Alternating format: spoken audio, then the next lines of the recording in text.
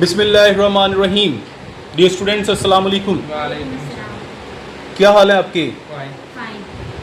Our topic is refraction of light. What do you mean by the reflection? Have you any idea? No? Okay. To get the idea of the refraction, first I will show you an activity.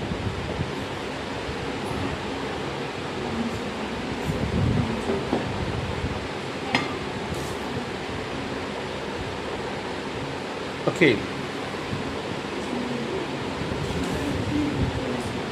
I have a glass full of water. If I dip a pencil inside this glass, will it look straight or something like bent from the underwater sides? क्या ये आपको सीधी नज़र आ रही है या कुछ थोड़ी सी bend हुई नज़र आ रही है? बेंड हुई। यानी अगर आप एक साइड से इसे देख रहे हैं, तो वो बेंड हुई। अगर आप इसे एक साइड से यानी शीशे के गिलास के एक तरफ से देख रहे हैं, Yes. तो आपको ये बेंडिंग ज़्यादा वाज़ेह नज़र आएगी। ओके? Yes. कोई बता सकता है कि ऐसा क्यों है?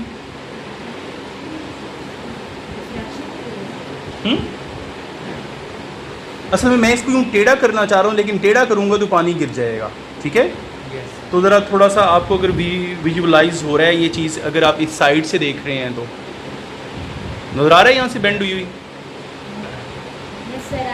ओके? Yes. अच्छा, अब ऐसा क्यों है, इसकी हम एक्सप्लेनेशन की तरफ आते हैं। देखिए, ये हमें जो चीज़ यहाँ से नज़र आ रही है, ये पेंसिल, क्या रोशनी हमारी आंख से पेंसिल तक जा रही है, ये इस पेंसिल से हमारी आंख में आ रही है? पेंसिल से हमारी यहाँ। बिल्कुल इसी में इसका आंसर है। मैं इसकी तरफ आता हूँ।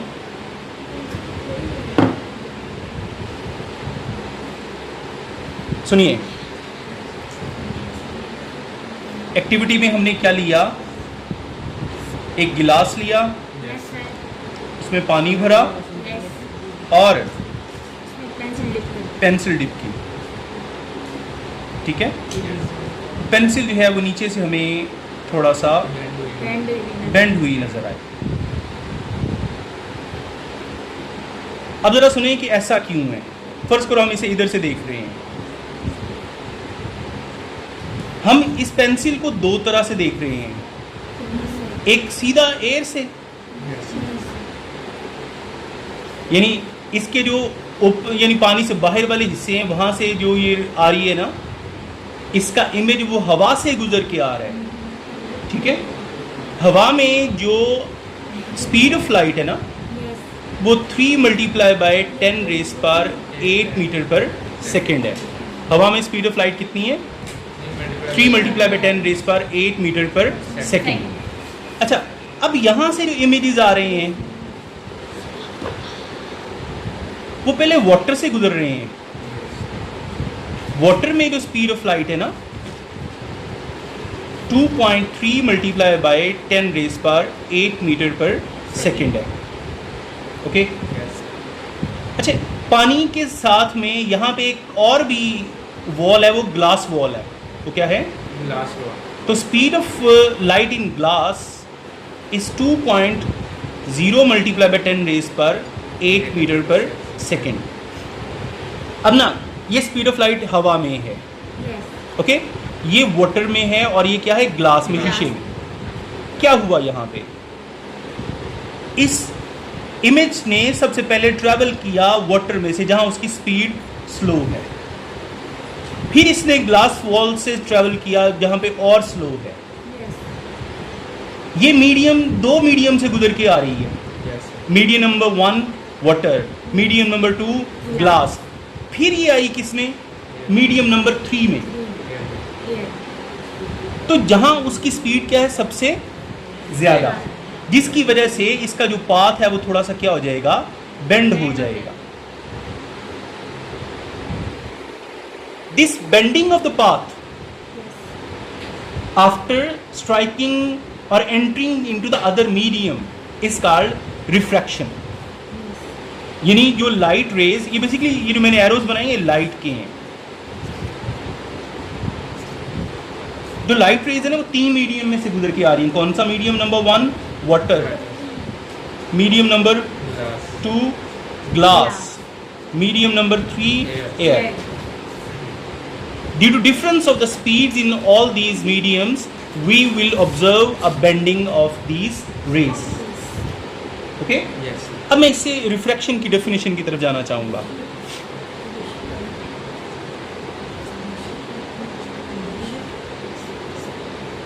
इस डेफिनेशन के करने से पहले मैं आपको एक और एक्टिविटी भी करवाऊंगा, वो भी सुने जरा. Suppose we have a glass slab here. Okay.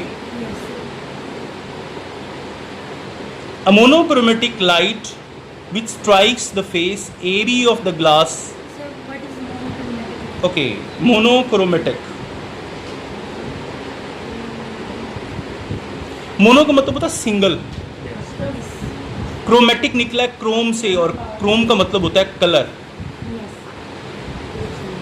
A ray of light which contains a single color is called monochromatic. जैसे लेजर लाइट होती है, Yes. उसमें से ग्रीन लाइट भी निकल सकती है, Red. रेड भी निकल सकती है.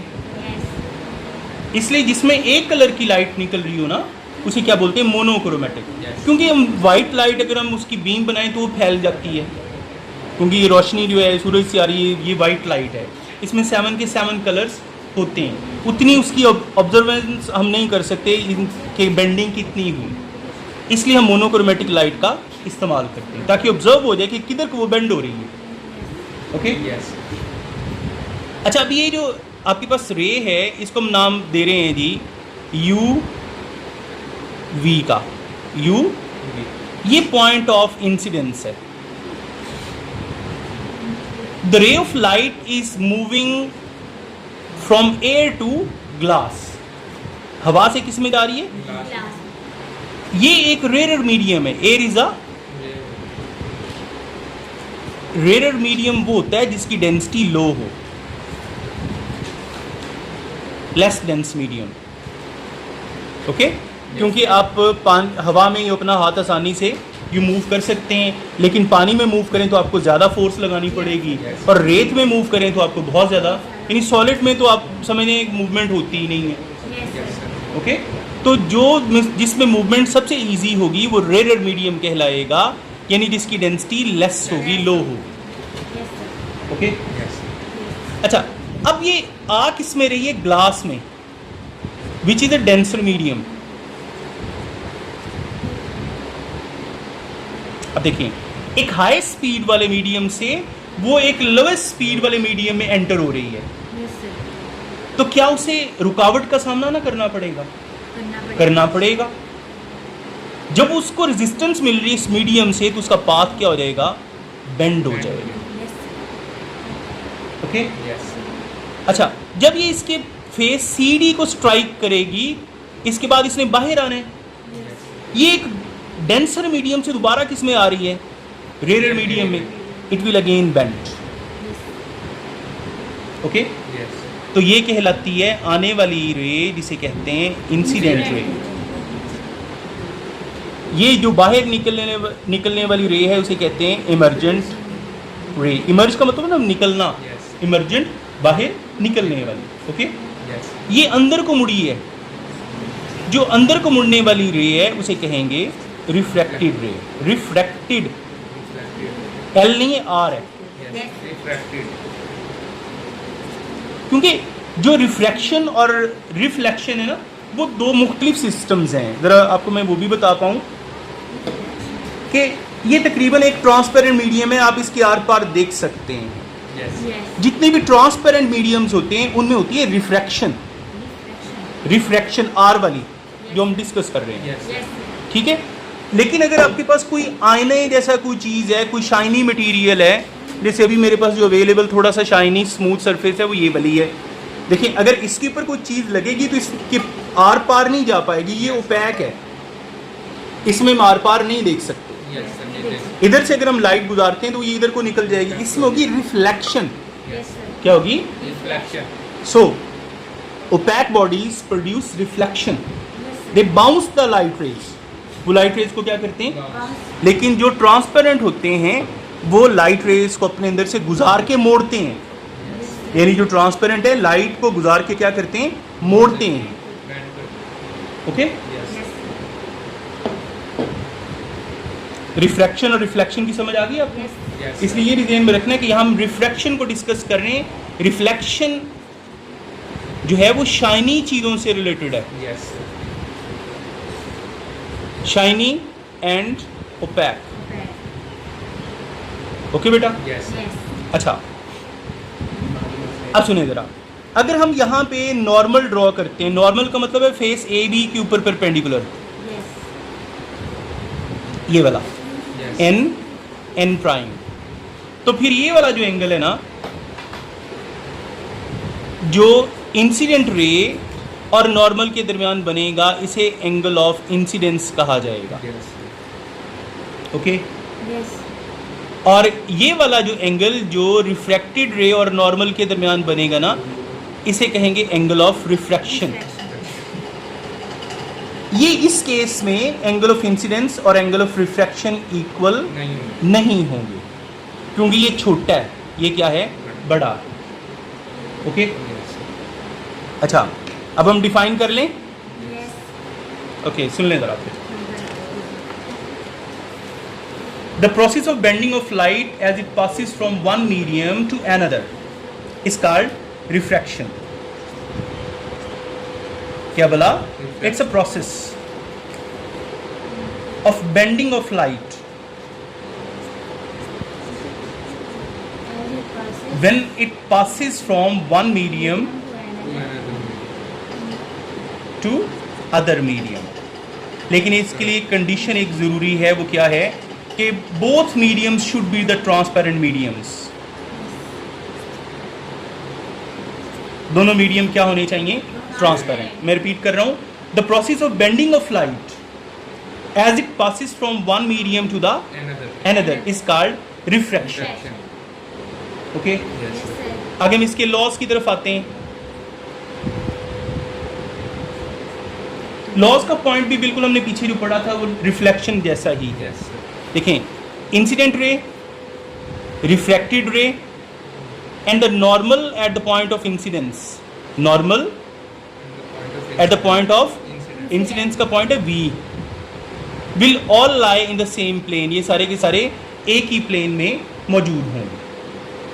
ओके. Yes. सेकेंड लॉ जो रिफ्रैक्शन का है वो थोड़ा सा मुख्तलिफ है रिफ्लेक्शन से, उसके बारे में बात कर लेते हैं. Law number 2. When light ray enter in glass from air, यानी जब लाइट रे हवा से शीशे में दाखिल हो रही है, then ratio of sine of angle of incidence to sine of angle of refraction is always constant, and that constant is called refractive index. यानी जब लाइट रे जो गुजर कहाँ से हो रही है, हवा से, एंटर कहाँ पे हो रही है, शीशे में, तो उस टाइम जो एंगल ऑफ इंसिडेंस और एंगल ऑफ रिफ्रैक्शन के साइन की रेशो क्या होगी, Constant. और उसको इंडेक्स ऑफ रिफ्रैक्शन यानी रिफ्रैक्टिव इंडेक्स कहा जाता है, और उसको हम शो किसे करते हैं, एन से. इसे इंडेक्स ऑफ रिफ्रैक्शन भी कहते हैं या रिफ्रैक्टिव इंडेक्स भी कहते हैं. तो n equal to sine I over sine R. R. ये कंडीशन इसलिए बहुत मेन है. यानी if light ray is moving from air and enters in the glass, then ratio of sine of angle of incidence to sine of angle of refraction is constant. Okay. Yes. लेकिन अगर ऐसा हो, light रे शीशे से move कर रही है Yes. और एंटर उसने कहाँ होना है, Air. एयर में, Air में. Glass to air. Air. तो उस टाइम क्या होगा, अगर हम यहाँ नॉर्मल ड्रॉ करते हैं तो ये एंगल ऑफ इंसिडेंस होगा और ये एंगल ऑफ रिफ्रैक्शन होगा. इसी लॉ को, रिफ्रैक्टिव इंडेक्स को अगर हमने इसके लिए एडजस्ट करना है तो उसके लिए हम ये बोलेंगे, if light ray is moving from glass to air, Air. Then ratio of sine of angle of refraction to sine of angle of incidence is always, constant. यानी उसमें रिफ्रैक्शन पहले रखेंगे और इंसिडेंस, रीजन क्या बोला, यहाँ देखें angle of incidence greater angle of refraction से, ग्रेटर वाला एंगल हमेशा पहले आता है, ऊपर आता है। Yes, sir. यहाँ देख लें एंगल ऑफ रिफ्रैक्शन बड़ा है एंगल ऑफ इंसिडेंस से, इसलिए एंगल ऑफ रिफ्रैक्शन क्या आ जाएगा First one. फर्स्ट पे और इंसिडेंस आ जाएगा, ओके। Yes, sir. दोनों फार्मूलों में फ़र्क है, ये कंडीशन और है ये वाली कंडीशन, और ये है एयर टू ग्लास और ये क्या है glass to Air. Air, okay. Yes, sir. या हम इसको यूँ भी लिख सकते हैं 1/n equals to sine I over sine r, okay. 1/n equal to sine i ऊपर आ गया और आर क्या आ गया, नीचे। क्योंकि n आपने इन्वर्स में ले लिया, Yes. Done. Yes. Yes, sir. अच्छा, अब इस रिफ्रैक्शन की जो कॉज है, जो सबसे जो मेन कॉज है वो क्या है, difference in the speeds of light in different media, यानी मुख्तलिफ मीडियम में जो स्पीड ऑफ लाइट है वो मुख्तलिफ है।